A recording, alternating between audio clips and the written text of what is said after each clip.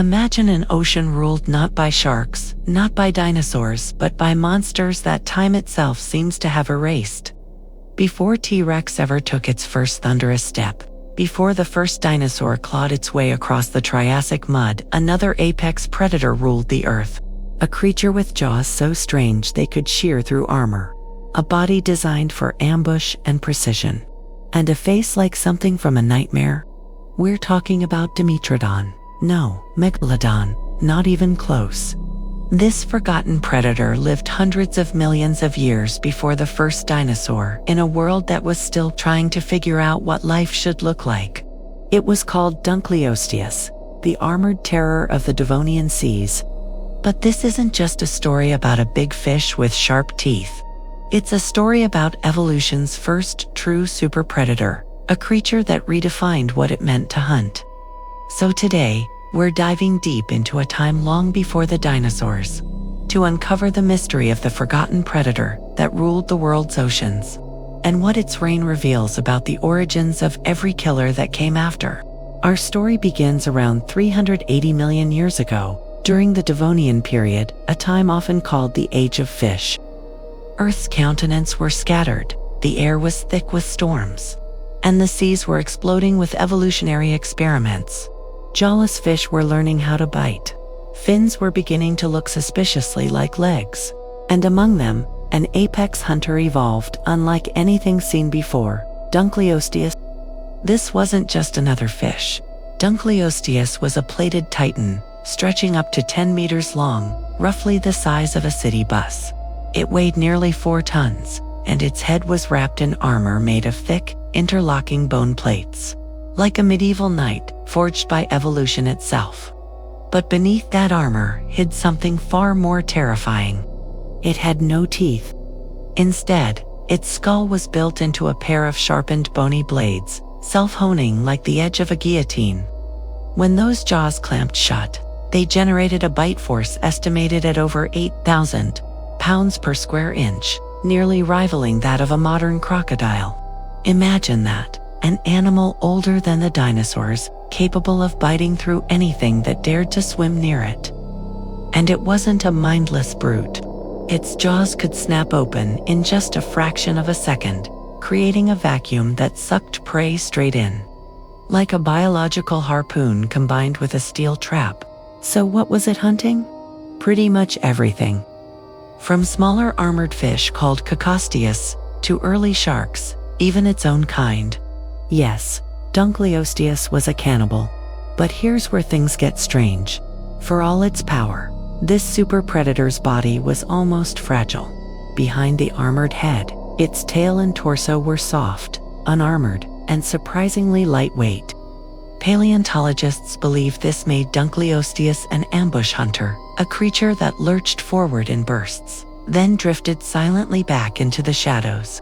Think of it as a cross between a crocodile and a torpedo armored at the front. Built for devastation, but sleek and flexible behind. Its design was so specialized that it may have ruled the oceans for over 20 million years. But here's the part that scientists still can't fully explain. Why did Dunkleosteus, and all its armored relatives, the placoderms, vanish almost overnight? Toward the end of the Devonian, the planet began to change. Massive algal blooms choked the oceans, oxygen levels dropped, reefs collapsed. It was one of Earth's first great mass extinctions, wiping out nearly 75% of marine life. And in that cataclysm, Dunkleosteus disappeared forever. But its story doesn't end there. Because the evolutionary innovations it pioneered, jaws of crushing force, rapid suction feeding, armor for defense, would echo through time, inspiring new predators in its wake. The first true sharks evolved and filled the void it left behind. Reptiles took those hunting traits onto land. And millions of years later, those same principles shaped the bite of T-Rex, the stealth of big cats, even the strike of your house cat's pounce. From the Devonian depths to your living room, Dunkleosteus's legacy lives on. But perhaps the strangest part?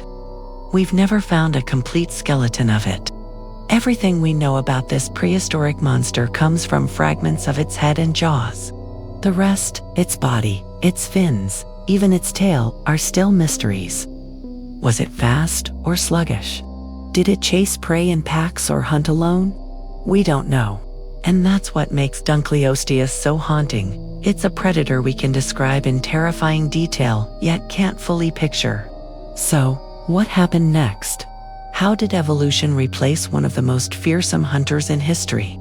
And why did the fall of Dunkleosteus mark the beginning of something entirely new? The rise of the vertebrate world we know today. When Dunkleosteus vanished, the oceans fell silent.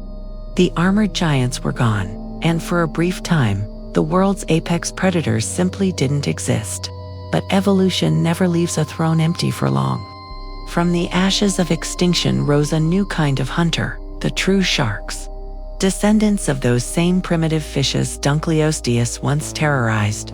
They were lighter, faster, more adaptable. And over millions of years, they became the blueprint for nearly every marine predator that followed. Dunkleosteus may have fallen, but its design, the crushing bite, the burst speed strike, the arms race between armor and attack, became a repeating melody in the grand symphony of evolution. Every time life builds a new predator, it borrows a note from Dunkleosteus. Its jaw mechanics reappeared in crocodiles. Its armored plating echoed in armadillos and penguins. Even the principle of suction feeding shows up in modern bass, rays, and frogs. It was the first true super predator, the prototype for power itself. And yet, for all its ferocity, Dunkleosteus reminds us of one of evolution's cruelest truths, that no creature, no matter how dominant, is ever safe from change. Extinction is not failure, it's transformation. The Devonian seas may have swallowed Dunkleosteus, but the legacy of that forgotten predator, its armor, its jaws, its relentless hunger, still lives in every predator that swims, crawls, or walks the earth today. And maybe that's the most haunting part of all. Because, in a way, we are its descendants, the ultimate inheritors of a billion-year-old arms race. The oceans remember. The bones remember. But do we?